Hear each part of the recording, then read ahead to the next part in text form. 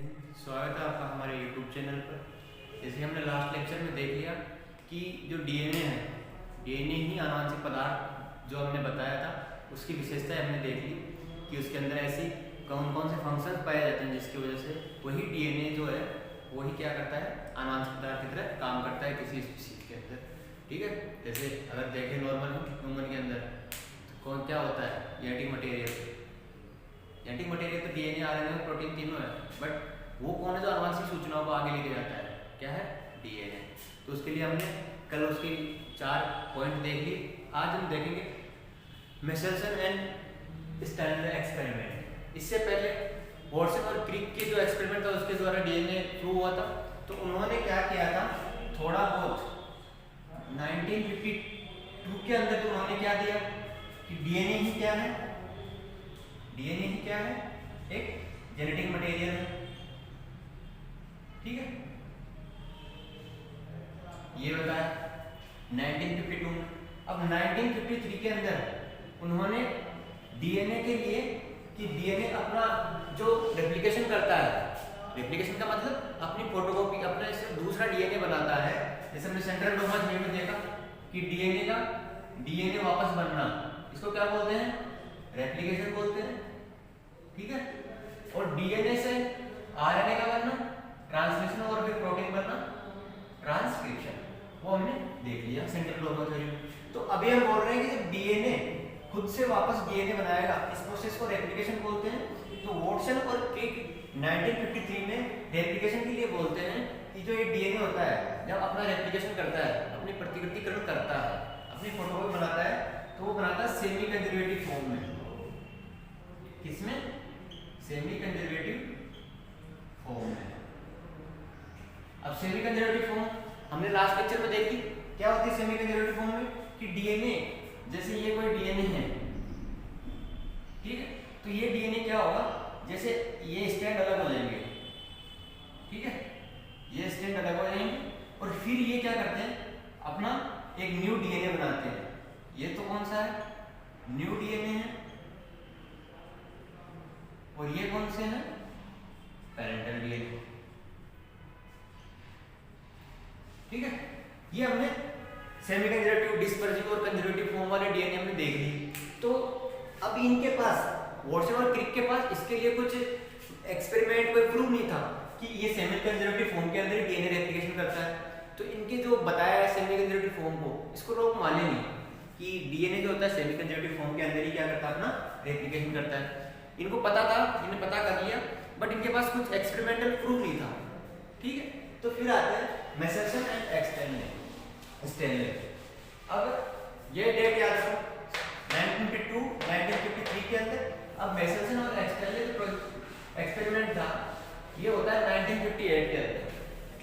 ये सारी नंबरिंग सही से चल रही है, अभी कई जगह आगे पीछे हो जाता है, बाकी अभी तक सही चल रही है। 1952 के अंदर वो हर्शे और चेस ने DNA को प्रूव किया।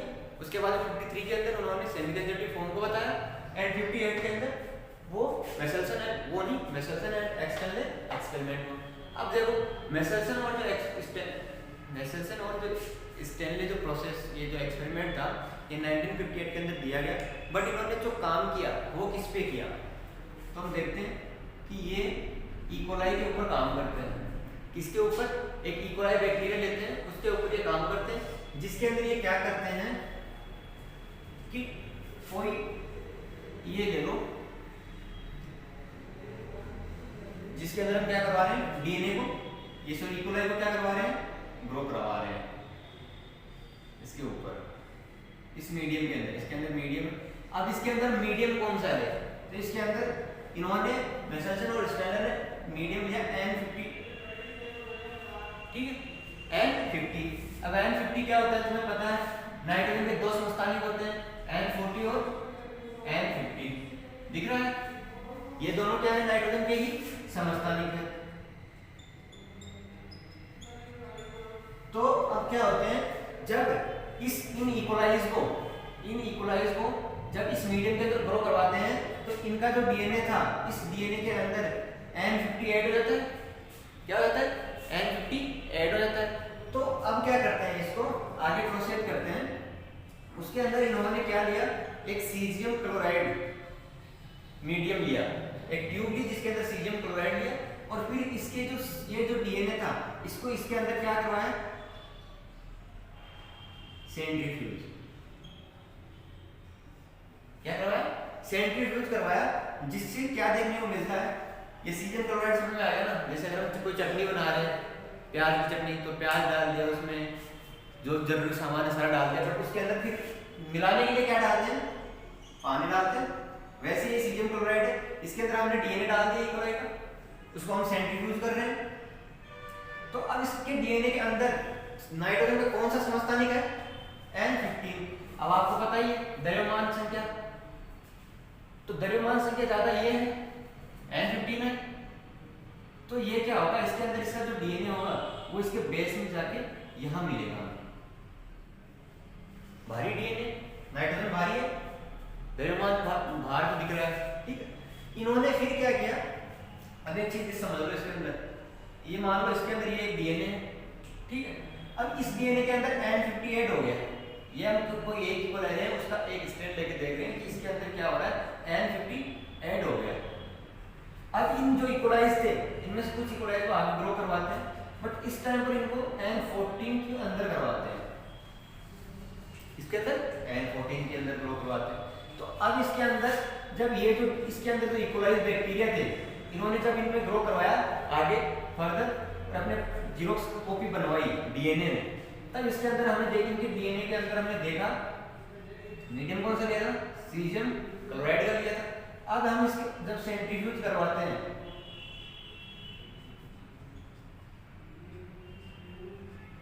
सेंट्रीफ्यूज करवाते हैं तो इसके अंदर एक नया ही डीएनए देखने को मिलता है हमें, और वो डीएनए कौन सा मिलता है, N14 N15, ठीक है। अब हम ये देखें N15 वाला, इसको अगर ऐसे समझना हो तो ऐसे समझ लो, ये तो कौन सा हो गया, पेरेंटल, ठीक है। अब ये जो मिला है हमें, ये क्या मिला है, हाइब्रिड मिला है, ये क्या मिला है हमें, हाइब्रिड मिला है, N14 N15, ये हमें हाइब्रिड मिला है किसके अंदर, जब ये हमने इनको इन इक्वलाइज को किसके अंदर ग्रो करवाया, N14 के मीडियम के अंदर, ठीक है। अब हम देखते हैं कि जब इसको इनमें ग्रो करवाते हैं, जब इसको इन इक्वलाइज को आगे फर्दर कॉपी करने के लिए, ग्रो करने के लिए इस मीडियम के अंदर N14 के मीडियम में जब छोड़ा जाता है, तो अब इसके पास ज्यादा क्या है, N14 है, जबकि इनके पास पहले से एक स्टैंड के अंदर क्या था, N15 था। तो अब क्या होता है, जब अगली रेप्लिकेट बनती है, जैसे ये मान लो ये डीएनए, दो डीएनए थे, देखो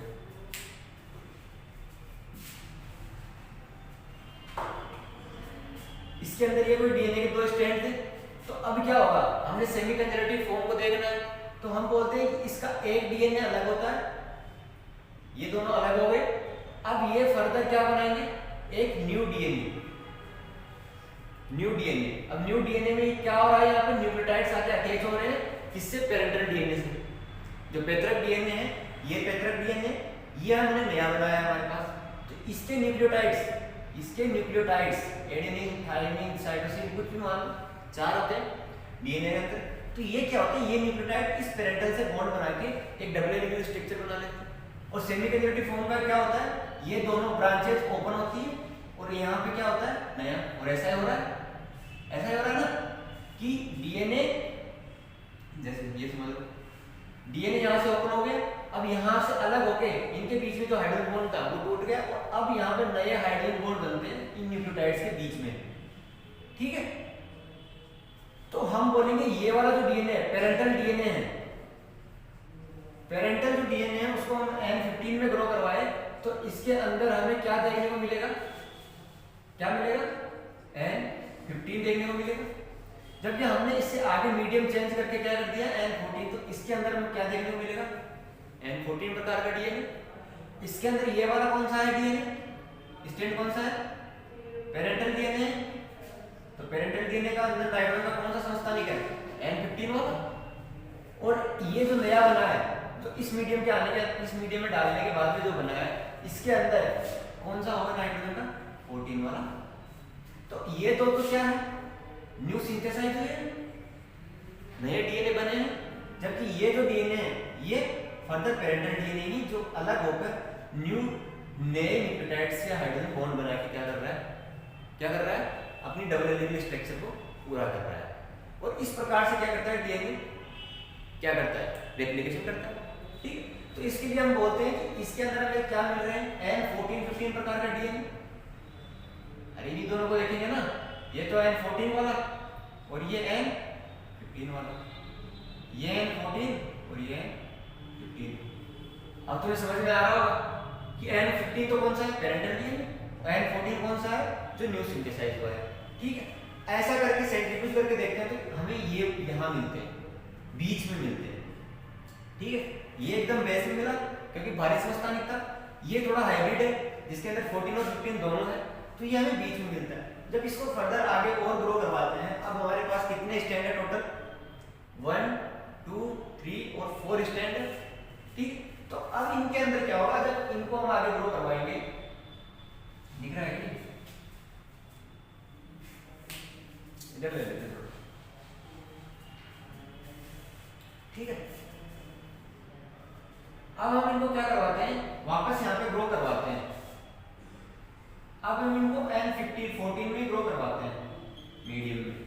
तो अब क्या होगा, जितने भी जुड़ेंगे, जितने भी नए न्यूक्लियोटाइड्स आके इस पेरेंटल से जुड़ेंगे, वो कैसे जुड़ेंगे, सारे N14 वाले जुड़ेंगे, 14 वाले न्यूक्लियोटाइड जुड़ेंगे। देखो अगर हम इसके अंदर ये वाले जो डीएनए हैं, ये जो पेरेंटल डीएनए है, ये एक डीएनए मान लिया, ये नया वाला दूसरा मान लिया, ये तीसरा न्यू डीएनए, इसको हम न्यू लिख लेते हैं, न्यू जो सिंथेसाइज है, और ये पेरेंटल है। ठीक है, देखो पेरेंटल, ये यहाँ से पेरेंटल आ रहा है, पेरेंटल क्या है, ये न्यू सिंथेसाइज हुआ है इस प्रोसेस के अंदर, इस टाइम पर न्यू, इसके अंदर ये न्यू और ये पेरेंटल। ये चारों कॉपीज क्या करेगी, फर्दर अपना फिर क्या करेगी, रेप्लिकेशन करेगी। तो इस रेप्लिकेशन में क्या होगा, किस मीडियम में ग्रो करवा रहे हैं, N14 के मीडियम में ग्रो करवा रहे हैं। ठीक है, किस में करवा रहे हैं, N14 के मीडियम में ग्रो करवा रहे हैं। तो इनसे आके जुड़ने वाले जो न्यूक्लियोटाइड्स होंगे, उनके अंदर इस डीएनए का जो न्यूक्लियोटाइड्स होगा, न्यूक्लियोटाइड्स मिलकर जो डीएनए का स्ट्रैंड बना है, इसके अंदर हमें क्या देखने को मिलेगा, N14। जबकि ये पेरेंटल है तो इसके अंदर कैसा डीएनए है, N15 प्रकार का। ठीक है, अब ये जो न्यू डीएनए है, इसकी न्यू डीएनए के अंदर हमने क्या बोला है, N14 प्रकार का है, ये तो पहले से, क्योंकि यहाँ हम कौन से मीडियम में ग्रो करवा रहे हैं, N14 के मीडियम में, और अब यहाँ भी हम दोबारा किसमें करवा रहे हैं, N14 के मीडियम में। तो हमें यहाँ दोबारा से हमें क्या देखने को मिलेगा, ये जो न्यूक्लियोटाइड्स होंगे इनके बीच में N14 वाला ये न्यूक्लियोटाइड्स ये देखने को मिलेगा, और सेम ऐसे इसके अंदर N14 वाला, और ये ऑलरेडी N14 का है, और इसके अंदर ये पेरेंटल है। तो पेरेंटल के अंदर हम कौन से माध्यम में ग्रो करवा रहे हैं, N15। तो इसके पास तो क्या मिलेगा, इस डीएनए के अंदर N15 मिलेगा। बट अब इस मीडियम में देखिए, हम यहाँ सिंथेसाइज होगा दूसरे न्यूक्लियोटाइड से मिलके एक पॉलीन्यूक्लियोटाइड चेन बनेगी, जिससे डीएनए का स्ट्रैंड बनेगा।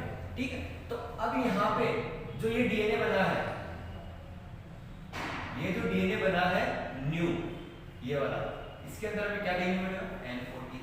अब देखो इनमें ग्रुप बनाओ, ये जो डीएनए है, ऐसे डीएनए कितने मिल रहे हैं हमें, ये दिख रहा है क्या, N14 और N15 जो टाइप के डीएनए हैं, ऐसे डीएनए हमें कितने मिल रहे हैं, इस यहाँ पे 1 और 2। ठीक, और N14 टाइप के कितने मिल रहे हैं, N14 और ये दोनों N14 कितने मिल रहे हैं, 2 मिल रहे हैं। ठीक है, तो अब हम इनको तो बोल देते हैं 14 और 15 को तो बोल देते हैं हाइब्रिड। ये तो संकरण से मिला है, जिसके अंदर दोनों कॉम्बिनेशन है, 15 वाला भी और 14 वाला भी। और जो ये होते हैं, इनका डीएनए का, इनके जो नाइट्रोजन है, इसके बेस पे बोलते हैं कि ये जो होते हैं लाइटर है।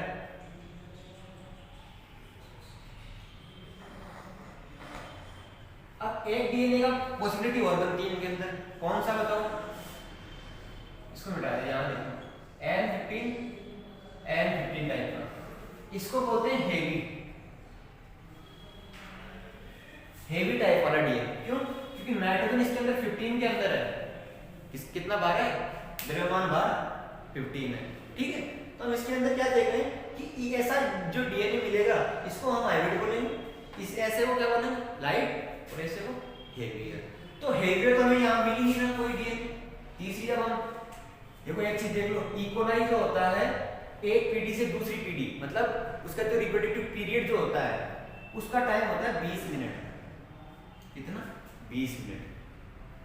तो ये अब यहाँ से यहाँ इसके लिए इसके अगर हम इसके रिस्पेक्ट में देखते हैं तो यहाँ कितना टाइम लिखेंगे? 40 मिनट। एनसीईआरटी में देखा होगा वो इसी की रेस्पेक्ट में हमें पढ़ा रहा है कि पहली पीढ़ी हमें यहाँ मिली है, ठीक है, और सेकंड पीढ़ी हमें सेकंड जनरेशन यहाँ मिली है, दूसरी पीढ़ी, ठीक है। तो एक जनरेशन कंप्लीट करने में इकोलाई कितना टाइम लेता है? 20 मिनट लेता है। तो अभी आपको ये समझ में आ गया कि N14 15 तो 2 मिल रहे हैं हमें, और N14 14 की वजह से 2 मिल रहे हैं। जैसे अभी आपको यहाँ पे दिख रहा हो स्क्रीन पे स्लाइड पे कि देखो मैं आपको वैसे बना के दिखा देता हूँ एक बार दोबारा से।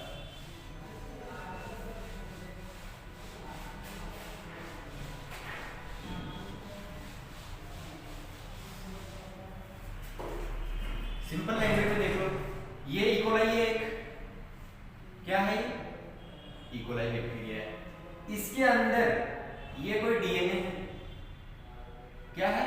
ये कोई डीएनए है। इसके अंदर हम इसको किसके अंदर ग्रो करवाए हैं? N15 के अंदर ग्रो करवाए हैं। जैसे कि आपको यहाँ पे दिख रहा है दो एक कलर के बैंड है ऊपर। अब देखो आगे, देखो आगे हम देखेंगे जब 20 मिनट बाद में ये अपनी क्या कर लेगा? अगली जनरेशन जिसके अंदर क्या डीएनए अपना रेप्लिकेशन कर लेगा, उसके अंदर क्या होगा? तो हम क्या देखेंगे जब ये इकोलाई बैक्टीरिया इस डीएनए के अंदर N15 में हमने इसी को N15 में ग्रो करवाया है, तो इसके डीएनए के अंदर क्या ऐड हो गया? N15। अब इसको आप इधर कलर वाइज भी समझ सकते हो, ठीक है। अब इधर देखो 20 मिनट के बाद में हम देखेंगे इस इकोलाई बैक्टीरिया के अंदर कि इसके अंदर ये जो डीएनए है वो दोनों अलग अलग हो जाएंगे, अलग अलग दिख रहे हैं, अलग अलग हो गए। अब यहाँ डिफरेंट कलर के दिख रहा है तो डिफरेंट कलर से, तो ये देखो ये वाला कौन सा है? न्यू है, न्यू सिंथेसाइज हुआ है। सिंथेसाइज कैसे हो रहा है? कोई मीडियम है, मीडियम N14 वाला ले रहे, तो ये तो क्या है? ये डीएनए का एक स्टैंड है जो इस पेरेंटल डीएनए से आके अटैच हो रहा है। क्या हो रहा है? अटैच हो रहा है हाइड्रोजन बॉन्ड के थ्रू। और हाइड्रोजन बॉन्ड कौन रहता है? न्यूक्लियोटाइड्स, नाइट्रोजनी क्षार, ठीक है। तो हम इसको किसके अंदर ग्रो करवा रहे हैं? N14 वाले मीडियम। तो जो न्यू बनेगा उसके डीएनए के अंदर जो डीएनए स्टैंड आएगा उसके अंदर हमें क्या देखने को मिलेगा? N14। अब आपको देखो ऊपर पहले सेम कलर का मिल गया, अब वो दोनों अलग अलग जा रहे हैं, उसके बाद में न्यू सिंथेसाइज सेकंड दूसरे कलर से हो रहे हैं। अब देखो आगे, अब आगे ये जो चारों स्टैंड है, देखो अगर मैं हम इनको चारों के स्टैंड को तोड़ दे, ये जो इनकी बॉन्डिंग थी इनको अगर हम तोड़ दे, यही देख लो हमारे पास 4 स्टैंड बने थे ऐसे ऐसे, डीएनए की 2 डबल हेलिकल स्ट्रक्चर्स थी। अब ये आगे क्या करेंगे? रेप्लिकेशन के लिए, आगे रेप्लिकेशन के लिए ये क्या करेंगे? ये चारों अलग अलग हो जाएंगे, 1 2, ठीक है, ये तीसरा हिस्सा और ये चौथा स्टैंड सीधे कर दो, ठीक है। ये क्या हो गया? 4 स्टैंड अलग हो गए। अब हमने जब तीसरी पीढ़ी सेकंड पीढ़ी देखी उसको भी हम किसके अंदर ग्रो करवा रहे थे, और अब ये टाइम कितना हो गया? 40 मिनट, ठीक है। N14 के मीडियम में जब इसको दोबारा हम ग्रो करवाते हैं, ठीक है, तो अब इनसे जो न्यू आएगा जो डीएनए वो कि कौन सा आएगा? N14 वाला आएगा, N14 वाला आएगा, N14 वाला आएगा और N14 वाला आएगा। अब आपको पता है ये जो डीएनए जो फर्स्ट पेरेंटल गए हैं इनके अंदर क्या था?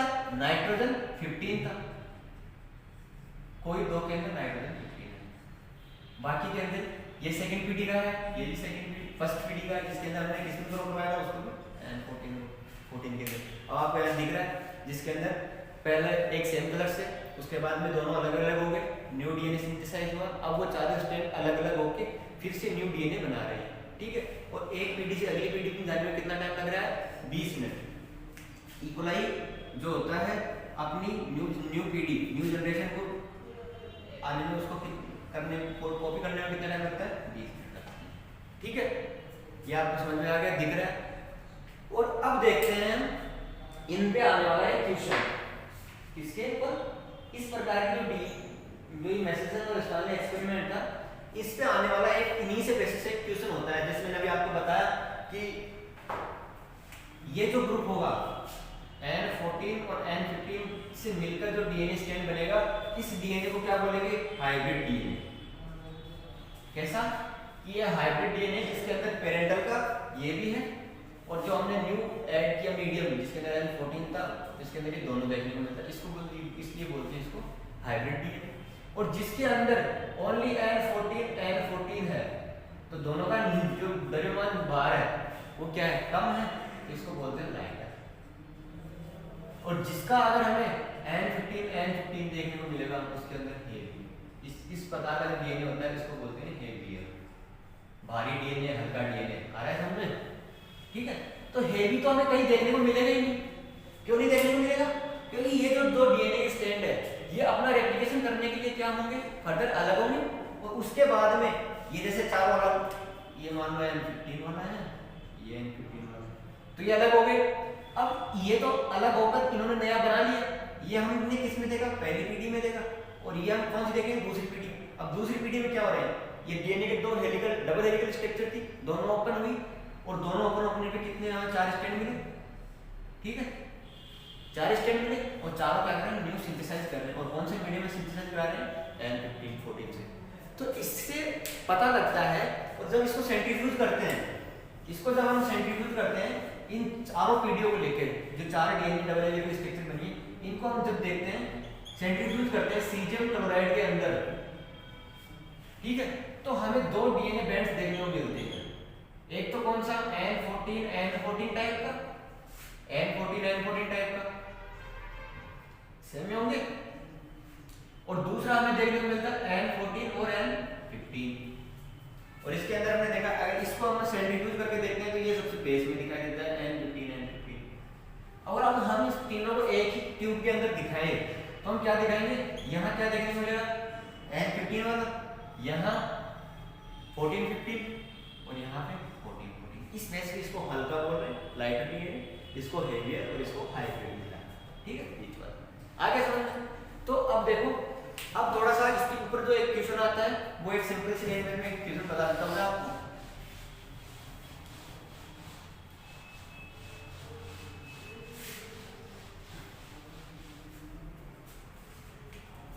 कोई इकोलाई बैक्टीरिया है, क्या है, कोई इकोलाई बैक्टीरिया है, ये 80 मिनट में, कितनी मिनट में, 80 मिनट में कितने, 80 मिनट के अंदर ये कितने डीएनए प्रोड्यूस करेगा, पहले तो मतलब कितनी पीढ़ियां हो जाएगी, पीढ़ी बताओ पहले, नंबर ऑफ पीढ़ी, ध्यान दो, 80 मिनट में जनरेशन, क्या जनरेशन। अब देखो जनरेशन कैसे निकालते हैं, मैं बोल रहा हूं आपको, एक जो इकोलाई बैक्टीरिया है, ये अपना रेप्लिकेशन मतलब न्यू बनाने में अगली पीढ़ी में कितना टाइम लगता है बनाने में इसको, 20 मिनट। कितनी, 20 मिनट। तो हम क्या करेंगे, सिंपल, जो हमें जितना टाइम दे रखा है उतने में किसका टाइम देंगे, जितना एक पीढ़ी में बनने में टाइम लगता है, न्यू पीढ़ी आने में कितना टाइम लगता है, 20 मिनट। तो बताओ कितना हो गया, 4 पीढ़ी हो गई।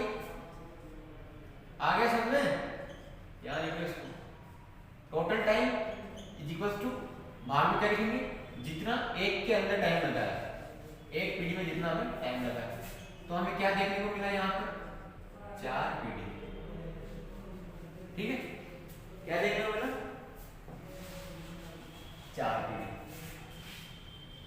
अब ये जो 4 पीढ़ी है, इनके आधार पर हम देखेंगे डीएनए कितने बनेंगे।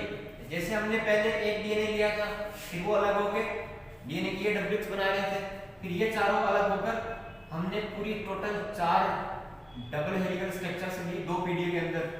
तो हम ये बता रहे हैं कि कितनी हमें कितनी डीएनए के डबल हेलिकल स्ट्रक्चर्स मिलेंगे। डीएनए के अंदर, जैसे मान लो ये इक्वलाई है, ये एक, ये दो बन गए, और ऐसे हमें कितने इक्वलाई मेल देखने को मिलेंगे जिसके अंदर हेवियर लाइटर लाइटर हेवियर कैसे होंगे। ठीक है, अब उसको हम देखते हैं। तो इसके लिए हम क्या देखेंगे 4 पीडीओ के लिए, तो पीडी के बाद में हम इनमें निकालेंगे total of number of total क्या बैक्टीरिया कितने होंगे।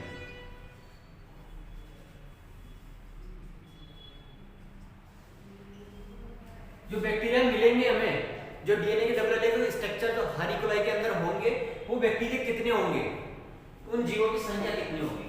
तो उनके लिए हम क्या करेंगे 2 की पावर n, ये फॉर्मूला लेंगे, और n यहां पर क्या है, पीडीओ की संख्या है।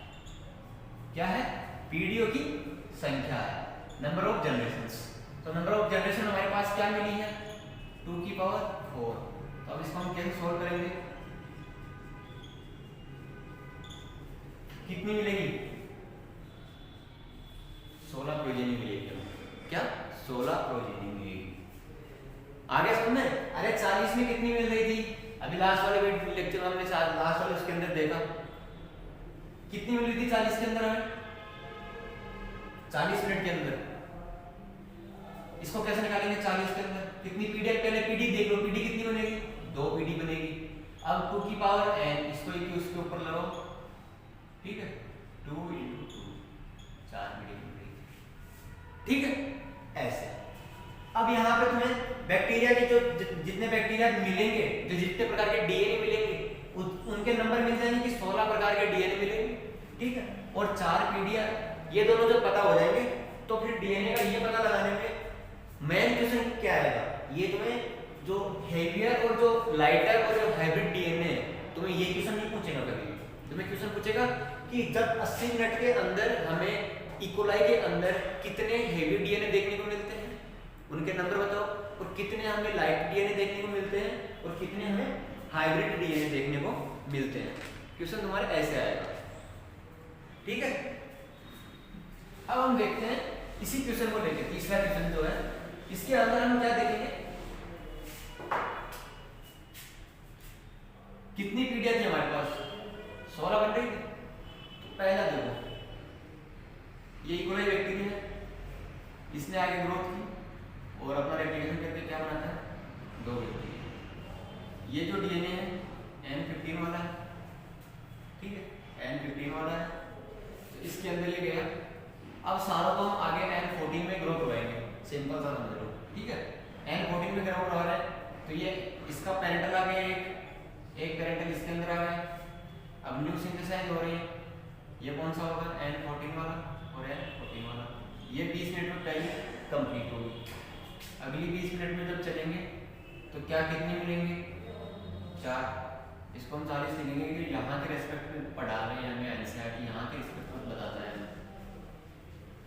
20 मिनट। अब हम 40 मिनट ले रहे हैं, 40 मिनट यहाँ से 40 मिनट। ठीक है, तो इसमें कितनी प्रोजेनी बन जाएगी 4। तो इसके अंदर हम क्या देखेंगे, ये डीएनए के यहाँ 4 स्टैंड है, 1 2 3 और 4, ये चारों इनके अंदर चले जाएंगे। तो अब ये जो वाला तीसरा नंबर का है, उसके अंदर क्या है N15, और फर्स्ट के अंदर क्या है N15 है। क्यों है N15? क्योंकि इसके अंदर क्या है, ये पेरेंटल से है। अब हम बाकी की जो भी आगे ग्रोथ करवाएंगे उसको N14 में नॉर्मल डीएनए की, जो नॉर्मल जो डीएनए का वो नाइट्रोजन का जो समस्थानिक होता है N14 वाला, उसी के अंदर ग्रो करवाते हैं। यहाँ एक रेडियोएक्टिव, ठीक है, समस्थानिक मिलते हैं। अब क्या होगा, इस मीडियम के अंदर फिर से क्या होंगे N14 वाले आगे जुड़ेंगे, N14 वाले जुड़ेंगे आगे, N14 वाले जुड़ेंगे, N14 वाला लिखो मत, नॉर्मल होता है N14 वाला। ठीक है, अब देखो आगे 60 मिनट में हमें क्या देखने को मिलेगी, 60 मिनट में कितनी पीडिया हो जाएगी, 4 की कितनी हो जाएगी 8।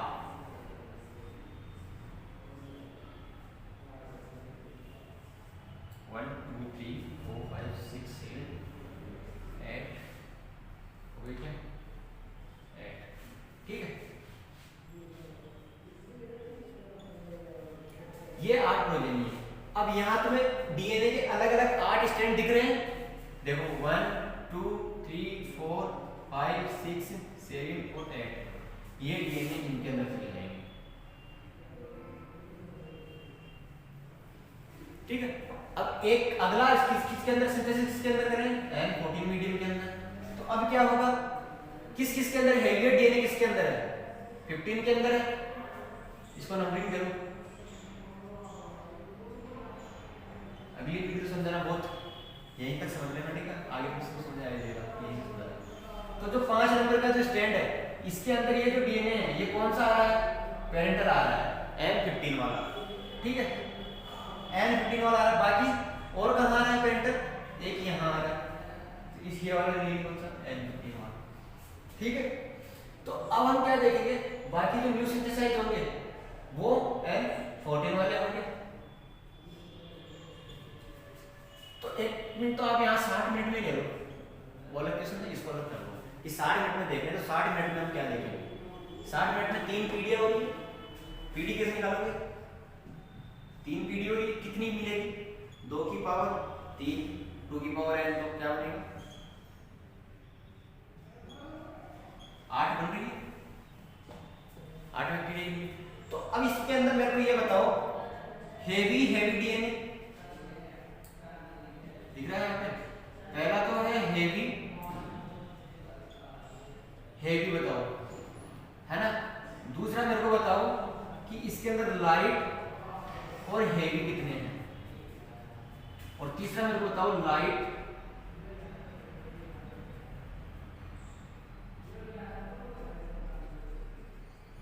डीएनए प्रकार के कितने हैं।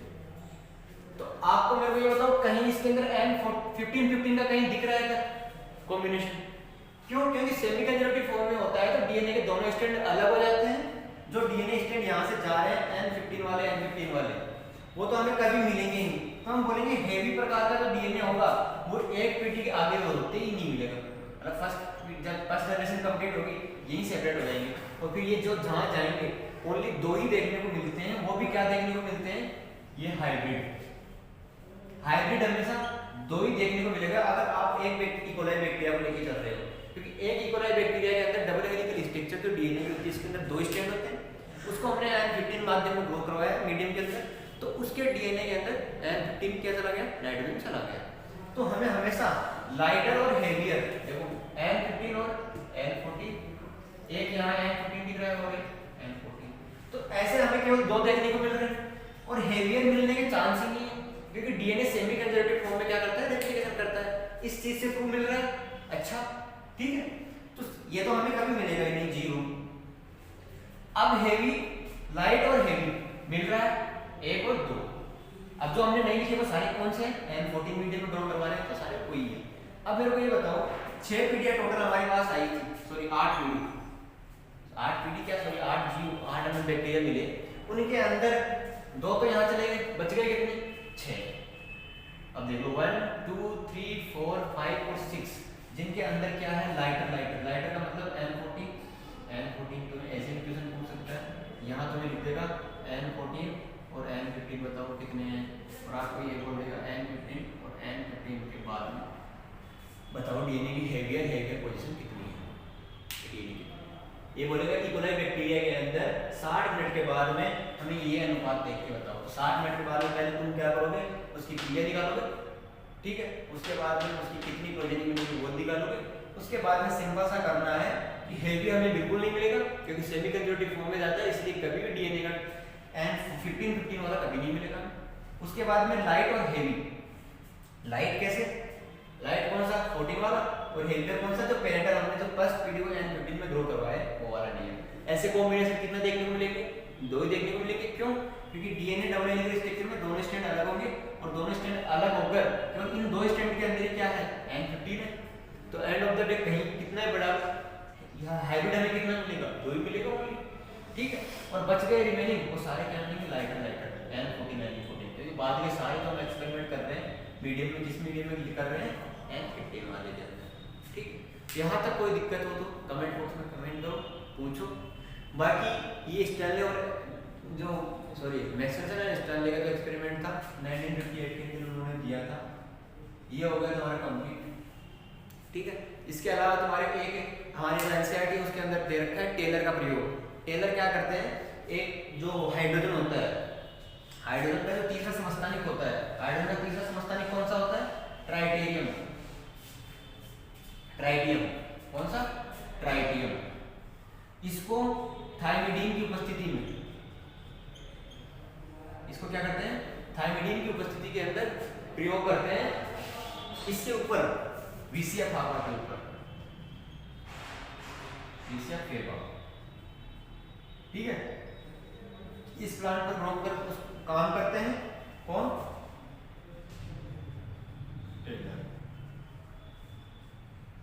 ठीक है। किसकी उपस्थिति में करवाते हैं? ट्राइटियम थायमिडीन की उपस्थिति में विसिया फावा इसकी जड़ के ऊपर काम करते हैं, रूट के ऊपर, ठीक है। और ये क्या देखते हैं? यू बैक्टीरियाज के अंदर, सॉरी यूकैरियोट्स के अंदर,